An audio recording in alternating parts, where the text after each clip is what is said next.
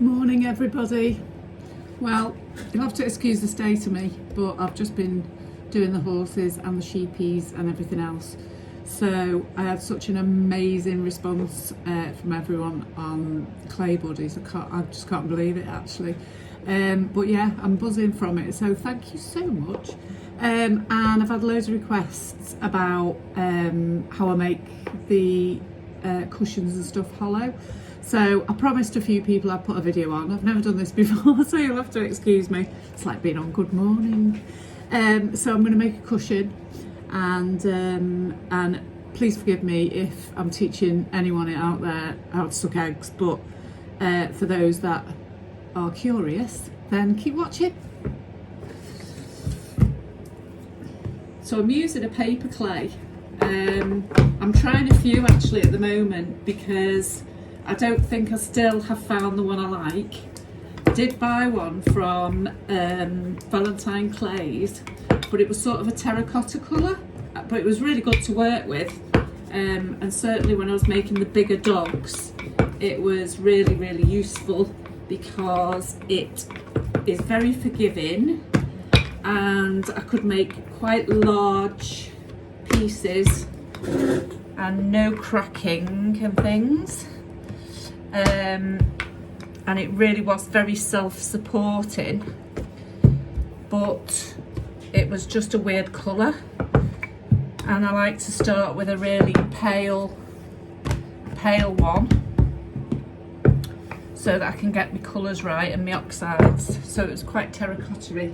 So this is the real science behind all this. A rolling pin for baking, and these are brilliant because you can get all sorts of patterns, and I got this off the internet, and I paid a real lot of money for a stick like a, I can't remember what it's called actually, like a stick rolling pin, and it was only thin for small stuff, and I've lost it, and it cost me an arm and a leg actually. So I'm on the search now for lots of nice patterned rolling pins because obviously I'm a bit shabby chic, as you can tell, and I'm sure there are lots of people out there who would fancy their dogs being done on more contemporary cushions. So that's what I'm starting to think about a bit now. So I work very much like this is like a piece of fabric, as I would be sewing, so I'm going to make another one.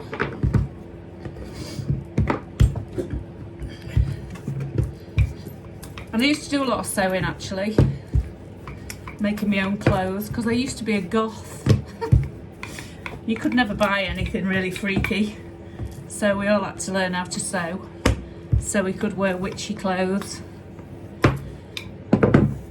all within black of course. So number 2, and as you can see I don't really use guides, I just try and get it as level as I can.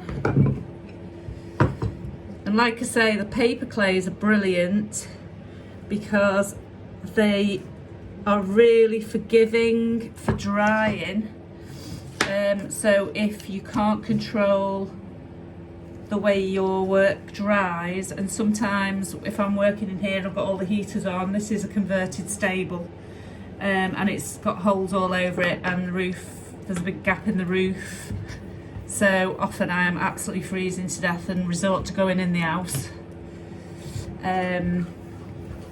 So it's either freezing cold and damp, which is perfect if you want slow dry, and then in the day, by afternoon, it's like an oven because I've had all the heaters on.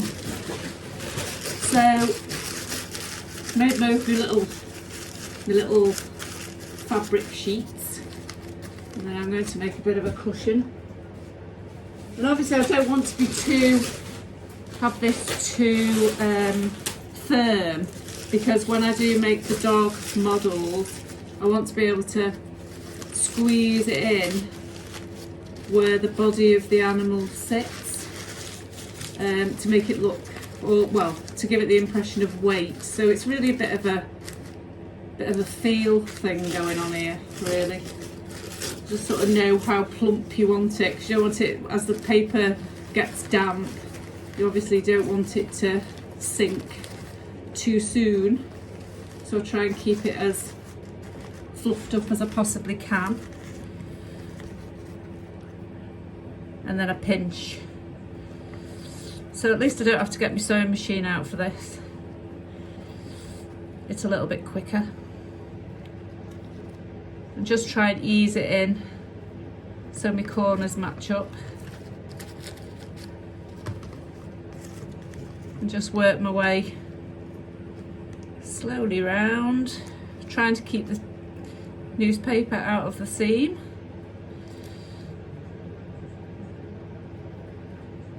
Just keep pinching. Trying to keep it as gentle as possible because I want to try and keep as much of the texture of the pattern as I can.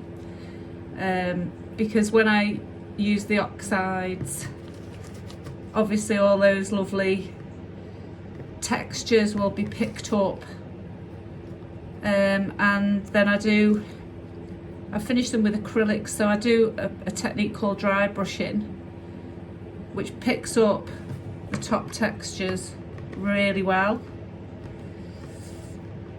Just make sure it's all pinched round.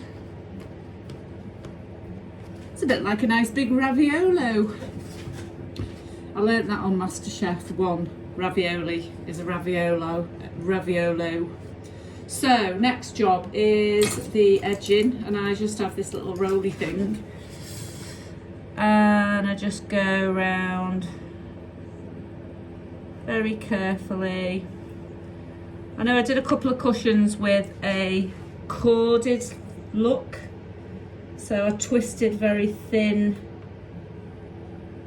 rolled up bits of clay, so it was like a cord all around the outside, which I quite liked. I'm also working on some silver gilding and gold leaf because I quite fancy having sort of metallic borders, which I think will be really pretty, and then match the metallics on the collars of the sight hounds.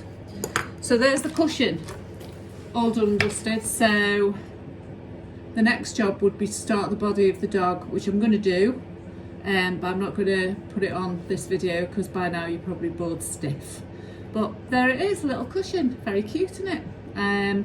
So I want to make the body of the dog. I just make sure that where the weight and the elbows and legs go, I just make sure that I start to ease down the pressure to give the dog the feeling of weight and the fact that the cushion gets plumped up around the outside of them when they're all cozy. Anyway, I hope you found that interesting, and thanks again for all your interest. It was really nice to have such lovely positive comments, because when you're alone in a workshop with just yourself to talk to and your dogs, there's one there, look, oh, two, then yeah, it can get a bit stir crazy, can't it? Especially now. But yeah, I'm on lockdown, but I've been on lockdown for about a year. Anyway, speak to you all soon. Bye.